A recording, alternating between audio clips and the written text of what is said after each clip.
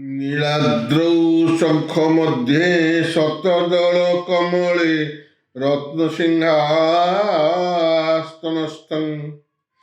सर्वालङ्कारयुक्तं नवघनरुचिरं संयुक्तं चाग्रजेन भद्राया वामभागे रथचरणयुक्तं ब्रह्मा रुद्रेन्द्रवन्द्यं देवानां वेदानां सारमेशं स्वजनपरिवृतं ब्रह्मदारु स्मरामि। आमे बार्धक्य 60 वर्ष ऊर्ध्व बयस किभଳି भाବରେ ଅଧିକ ସୁସ୍ଥ ରହିପାରିବା ଏବଂ ଆମ ଚର୍ମ କିଭଳି ଭାବରେ ସୁସ୍ଥ ରହି ଆମ ଦେହରେ ବୟସର ପ୍ରଭାବ ପଡ଼ିବ ନାହିଁ, ଆଜି ସେ ବିଷୟରେ କଥା ହେବା। ଆମମାନେ ସମସ୍ତେ ଜାଣିଛେ ଆମକୁ ଯେଉଁ ପ୍ରକାରର ଆମର ସୌନ୍ଦର୍ଯ୍ୟ ମୁଖ୍ୟତଃ ଆମର ବାହାର ଚେହେରା ଉପରେ ନିର୍ଭର କରେ। ଆମର ମାନେ ମୁହଁ ସେଥିରେ କିଭଳି ଭାବରେ ରିଙ୍କିଲ୍ ଅଛି, କିଭଳି ଭାବରେ ବାଳ ସବୁ ମାନେ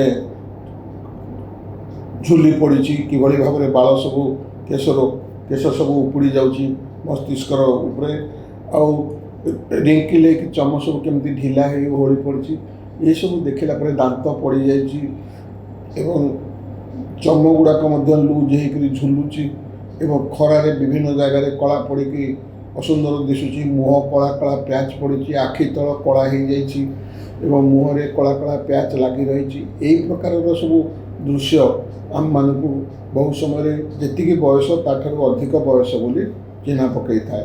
କିନ୍ତୁ ଆମେ ଚାହିଁଲେ ମଧ୍ୟ ଉତ୍ତର ବୟସରେ 80 ବର୍ଷ ବୟସରେ ମଧ୍ୟ ଆମେ ଏହାର ଯତ୍ନ ନେଇପାରିବା। ମୋର ବୟସ 80 ବର୍ଷ ହେଇଗଲାଣି, ତେଣୁ ମୁଁ ଯେଭଳି ଭାବରେ ମୋର ମୁହଁ ଏବଂ ଚର୍ମକୁ ରଖିଛି ମୁଁ ଆପଣଙ୍କୁ ସେହି ପ୍ରକାରର କଥା କହିବି। ଆଜିକାଲି ଯେଉଁମାନେ ସବୁ ମଧ୍ୟବିତ୍ତ ଶ୍ରେଣୀର ଲୋକ, ଯେଉଁମାନେ ସରକାରୀ ଚାକିରିରୁ ରିଟାୟାରମେଣ୍ଟ କରିଛନ୍ତି, ସେମାନେ କିଭଳି ଭାବରେ ଚଳିଲେ ଚମ ସୁସ୍ଥ ରହିବ ଏବଂ ଚମରେ ବୟସର ପ୍ରଭାବ ପଡ଼ିବ ନାହିଁ। ଚମରେ ରିଙ୍କିଲ୍ଟାକୁ ତା'ର ଓଡ଼ିଆ ହେଲା ମାନେ କୁଞ୍ଚ ହେଇଯିବ, ଭ୍ରୁଲତା ଉପରେ, କପାଳରେ, ଆଉ ଆପଣଙ୍କର ଗାଲରେ, ବେକ ମୂଳେ ଏସବୁ ଓହଳି ପଡ଼ିବ କୁଞ୍ଚ ହେଇକି। ତେଣୁ ସେଗୁଡ଼ାକ କେମିତି ହେବ ନାହିଁ ଏବଂ ଚମ ତଳେ କିଭଳି ଭାବରେ ଟିସ୍ୟୁ ଭଲ ରହିବ, ଯାହାକୁ କହୁଛନ୍ତି ଚମକୁ ଢିଲା କରେଇଦେବନି, ସେଥିପାଇଁ ସେ ବିଷୟରେ ମୁଁ ଆଲୋଚନା କରିବି। ମୁଁ ଯାହା କରୁଛି ଆପଣଙ୍କୁ କହିବି। ଏସବୁ କଥା ପାଇଁ ମଧ୍ୟ ଭଲରେ ରହିବା ପାଇଁ ଆମକୁ ସୁଷମ ଖାଦ୍ୟ ଦରକାର। ସୁଷମ ଖାଦ୍ୟ ଯାହା ଆମେମାନେ ଜାଣିଛେ ସେସବୁ ହେଲା 5 ପ୍ରକାରର। ଆମେ ସମସ୍ତେ କାର୍ବୋହାଇଡ୍ରେଟ୍ ବା ଶ୍ୱେତସାର ଖାଦ୍ୟ ଖାଇବା, ମାନେ ଯେଉଁଟା ଭାତ ଆଉ ଚିନି ଜାତୀୟ ଖାଦ୍ୟ, ଆଉ ମାଛ, ମାଂସ, ଡାଲି, ଛେନା ଏସବୁ ଖାଇବା, ସେସବୁ ହେଲା ପୁଷ୍ଟିସାର ଖାଦ୍ୟ ବା ପ୍ରୋଟିନ୍। ତାପରେ ଘିଅ, ଦୁଧ ଏସବୁ ହେଲା ସ୍ନେହସାର ଖାଦ୍ୟ, ଏଥିରେ କ୍ୟାଲୋରି ବେଶୀ। 1 ଗ୍ରାମ ଘିଅରେ 9 କ୍ୟାଲୋରି, 1 ଗ୍ରାମ ତେଲରେ 9 କ୍ୟାଲୋରି, 1 ଗ୍ରାମ ମାଛରେ 4 କ୍ୟାଲୋରି ପ୍ରୋଟିନ୍ ଥିଲେ, 100 ଗ୍ରାମ ମାଛରେ 22 କ୍ୟାଲୋରି ଅଛି, 22 ଗ୍ରାମ ପ୍ରୋଟିନ୍ ଅଛି। ତେଣୁ 100 ଗ୍ରାମ ମାଛରେ 22 × 88 କ୍ୟାଲୋରି। ତେଣୁ ଆମର କ୍ୟାଲୋରି ଗୋଟେ ଗଣିବା ଦରକାର ଖାଦ୍ୟ ଅନୁସାରେ ଏବଂ ଆମେ 2200ରୁ କମ୍ ଖାଦ୍ୟ ଖାଇବାନି। 2000ରୁ 2500 ଭିତରେ ଖାଦ୍ୟ ଖାଇଲେ ଆମକୁ ସେଇଟା ଶରୀରର ଆବଶ୍ୟକତା ଶକ୍ତି ପୂରଣ କରିବା ପାଇଁ ସେ ଶକ୍ତି ଯୋଗାଇବ ଏବଂ ଆମେ ସୁସ୍ଥ ରହିବା। ତେଣୁ ଆମେ ମୋଟା ହେବା ପାଇଁ ଖାଦ୍ୟ ଖାଇବା ନାହିଁ, ଆମେ ସୁସ୍ଥ ରହିବା ପାଇଁ ଖାଦ୍ୟ ଖାଇବା। ଆମେ କ୍ୟାଲୋରିରୁ ବେଶୀ କାଟିବା ନାହିଁ, ଆମେ ଚର୍ବି ଅଂଶରୁ ବେଶୀ କାଟିବା। ଧରନ୍ତୁ ଆମେ 5 ଗ୍ରାମ ଘିଅ ଖାଇବା ଜାଗାରେ ସେ ହେଲା 45 କ୍ୟାଲୋରି, କିନ୍ତୁ ଆମେ ଯଦି 5 ଗ୍ରାମ ଘିଅ ନ ଖାଇକରି 1 ଗ୍ରାମ ଖାଇବା ସେ ହେବ 9 କ୍ୟାଲୋରି। ସେମିତି ଆମେ ଯଦି 100 ଗ୍ରାମ ମାଛ ମାଂସ ଖାଇବା ସେ ଦେବ 22 ଗ୍ରାମ ପ୍ରୋଟିନ୍। ସେମିତି 100 ଗ୍ରାମ ଯଦି ଚାଉଳ ଖାଇବା ସେ ଦେବ 22 ଗ୍ରାମ ଶ୍ୱେତସାର ବା ଚିନି ଜାତୀୟ ଖାଦ୍ୟ। ତେଣୁ ଆମେ ସେଇ ଅନୁସାରେ ଆମ ଖାଦ୍ୟର କ୍ୟାଲୋରି ହିସାବ କରିବା। ଆମେ ସମସ୍ତେ ତ ଏଇଟା ମନେ ରଖିପାରିବା ନାହିଁ, କିନ୍ତୁ ଏଇ ଯେଉଁ ଅଛି ଆମର ଗୁଗଲ୍, ସେଥିରେ ଭାରତୀୟ ଖାଦ୍ୟର କ୍ୟାଲୋରି ଭ୍ୟାଲ୍ୟୁ ଆମେ ପଢ଼ିପାରିବା। ରୁଟିରେ କେତେ କ୍ୟାଲୋରି, ଖଣ୍ଡେ ମାଛରେ କେତେ କ୍ୟାଲୋରି, ଏସବୁ ଆମେ ଜାଣିପାରିବା।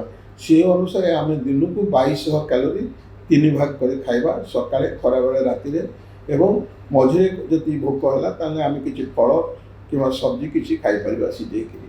ତେଣୁ ଏମିତି କରିବା ଦ୍ୱାରା ଆମେ ଆମର ଚମକୁ ବହୁତ ସୁସ୍ଥ ରଖିବା। ଖାଦ୍ୟଟା ଠିକ୍ ରହିଲା ପରେ ଦ୍ୱିତୀୟ କଥା ହେଲା ଖରା। ଆମ ରାଜ୍ୟରେ ଓଡ଼ିଶାରେ ହେଉ କିମ୍ବା ଭାରତରେ ହେଉ ଖରା ଗୋଟେ ଚର୍ମର ପ୍ରଧାନ ଶତ୍ରୁ।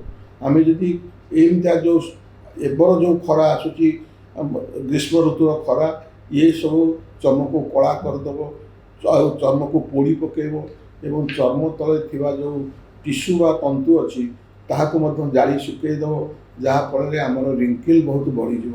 ତେଣୁ ଆଭଏଡ଼ ସନ୍, ଯେତେ ଦୂର ପାରିବା ଅତ୍ୟନ୍ତ ପ୍ରଚଣ୍ଡ ଖରାରେ ଆମେମାନେ ଯିବା ନାହିଁ ଏବଂ ଖରାରୁ ଆସି ସାଙ୍ଗେ ସାଙ୍ଗେ ପାଣିରେ ମୁହଁ ଧୋଇକରି ଦେହରେ ପାଣି ଢାଳି ହେଇ ପଡ଼ିବା, ଯେମିତିକି ଚର୍ମ ପୋଡ଼ି ଯାଇଥିଲେ ମଧ୍ୟ ବିଶେଷ ଭାବରେ କ୍ଷତି ହେବ ନାହିଁ।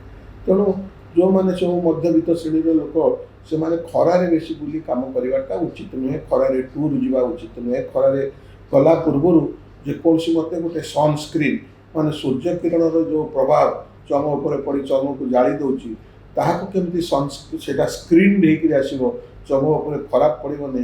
ତେଣୁ ତାକୁ SPF ସନ୍ ପ୍ରୋଟେକ୍ଟିଂ ଫ୍ୟାକ୍ଟର ଅଛି, ସେଇଟା 20ରୁ 70 ପର୍ଯ୍ୟନ୍ତ ଅଛି, 100 ପର୍ଯ୍ୟନ୍ତ ଅଛି। ଆମେ ସାଧାରଣତଃ ସନ୍ ପ୍ରୋଟେକ୍ଟିଂ ଫ୍ୟାକ୍ଟର 40ରୁ 70 ଭିତରେ ମୁହଁରେ ଲଗାଇ ଖରାକୁ ବାହାରିଲେ, କି ଚର୍ମରେ ଲଗାଇ, ହାତ ଚର୍ମରେ ଲଗାଇ ବାହାରିଲେ ଖରାର ପ୍ରାଦୁର୍ଭାବ ପଡ଼ିବନି, ଚର୍ମ ଖରାପ ହେବ ନାହିଁ।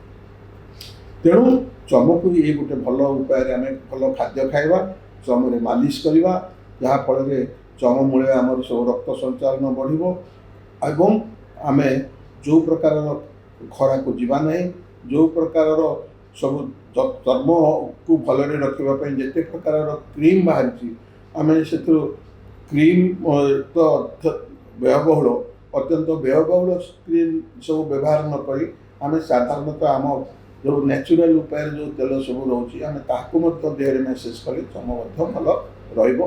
ତେଣୁ ଚର୍ମ ପାଇଁ ବହୁ ପ୍ରକାରର କ୍ରିମ୍ ବର୍ତ୍ତମାନ ଆମର ଷ୍ଟେସନାରୀ ଦୋକାନ ମାନଙ୍କରେ ମିଳୁଛି, ତେଣୁ ସେଥିରେ ମଧ୍ୟ ଯେକୌଣସି କ୍ରିମ୍ ଗୋଟେ ଆମେ ବ୍ୟବହାର କରିପାରିବା।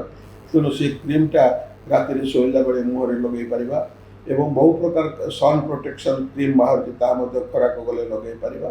କିନ୍ତୁ ବେଶୀ ସେଗୁଡ଼ାକ ବ୍ୟବହାର କଲେ ଚର୍ମ ଗୁଡ଼ାକ ଭଲ ରହେନି। ତେଣୁ ନ୍ୟାଚୁରାଲ ଉପାୟରେ ରହିବା, ଫଳ ଏବଂ ତାଜା ଫଳ ଖାଇବା ଏବଂ ତାଜା ପନିପରିବା ଖାଇବା।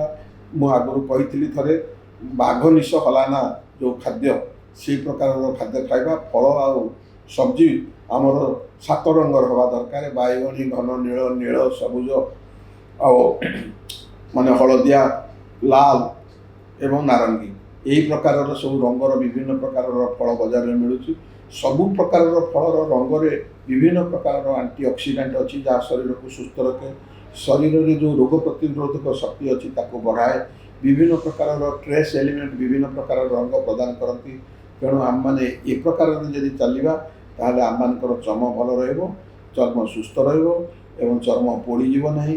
ଉତ୍ତର ବୟସରେ 80 ବର୍ଷରେ ମଧ୍ୟ ଆପଣଙ୍କର ଚର୍ମ ଏମିତି ଦେଖାଯିବ ଯେଉଁଟା ଆପଣଙ୍କୁ 50-60 ବର୍ଷର ଲୋକଙ୍କ ଭଳି ବାହାରୁ ଦିଶିବେ, ଯଦିଓ ଭିତରେ ଆପଣଙ୍କର ବୟସ ବଢ଼ିଯାଇଥିବ। ଏହା ବ୍ୟତୀତ ଆପଣଙ୍କର ବୟସ କମାଇବା ପାଇଁ ମଧ୍ୟ ହାଡ଼ର ଯତ୍ନ ନେବା ଦରକାର, ପିଠିର ଯତ୍ନ ନେବା ଦରକାର। ଆପଣ ଯେମିତି ସିଧା ଛିଡ଼ା ହେବେ, ଆଣ୍ଠୁ ଯେମିତି ସିଧା ରହିବ, ଆଣ୍ଠୁ ଯେମିତି ଲକିଂ ହେବନି ବା ଗଣ୍ଠିରେ ବଙ୍କା ହେବା ପାଇଁ ଯେମିତି ଅସୁବିଧା ହେଉଛି ହେବ ନାହିଁ। ତେଣୁ ଆପଣ ଯଦି ସିଧା ଛିଡ଼ା ହେଲେ ହାଡ଼ ଭଲ ରହିଲା, ହାଡ଼ ପାଇଁ କ୍ୟାଲସିୟମ୍, ଭିଟାମିନ୍ ଡି ଖାଇବେ ଏବଂ ବିଭିନ୍ନ ପ୍ରକାରର ଫଳ ପନିପରିବା ଖାଇବେ, ଶାଗ ସବଜି ଖାଇବେ, ବିଶେଷ କରି ଶାଗ ଇତ୍ୟାଦି ଖାଇବେ, କନଷ୍ଟିପେସନ୍ ହେବ ନାହିଁ, ଅନ୍ୟାନ୍ୟ ସାଂଘାତିକ ରୋଗ ସବୁ ହେବ ନାହିଁ, ଯାହାଫଳରେ କ୍ୟାନ୍ସର, ହୃଦରୋଗ, ଷ୍ଟ୍ରୋକ୍ ଏଗୁଡ଼ାକ ସବୁ କମିଯିବ। ଷ୍ଟ୍ରୋକ୍ ପାଇଁ ଯଦି କିଛି ଆବଶ୍ୟକ ହେବ, ରକ୍ତ ପରୀକ୍ଷା କରି ସବୁ ଜିନିଷ ସବୁ 90ରେ ରଖିବେ। 90 ମାନେ ବ୍ଲଡ଼ ସୁଗାର 90 ମିଲିଗ୍ରାମ, ସେମିତି କୋଲେଷ୍ଟ୍ରଲର LDL କୋଲେଷ୍ଟ୍ରଲ 90 ମିଲିଗ୍ରାମ, ସେମିତି ବ୍ଲଡ଼ ପ୍ରେସରର ତଳ ଅଙ୍କ ଡାଏଷ୍ଟୋଲିକ୍ ପ୍ରେସର 90 ମିଲିମିଟର ମର୍କରୀ, ଅଣ୍ଟାଟା 90 ମିଲିମିଟର, ଏମିତି ସବୁ ରଖିଲେ ଆପଣ 90 ବର୍ଷ ବଞ୍ଚିବେ ଏବଂ ବୃଦ୍ଧ ଜଣାପଡ଼ିବେ ନାହିଁ।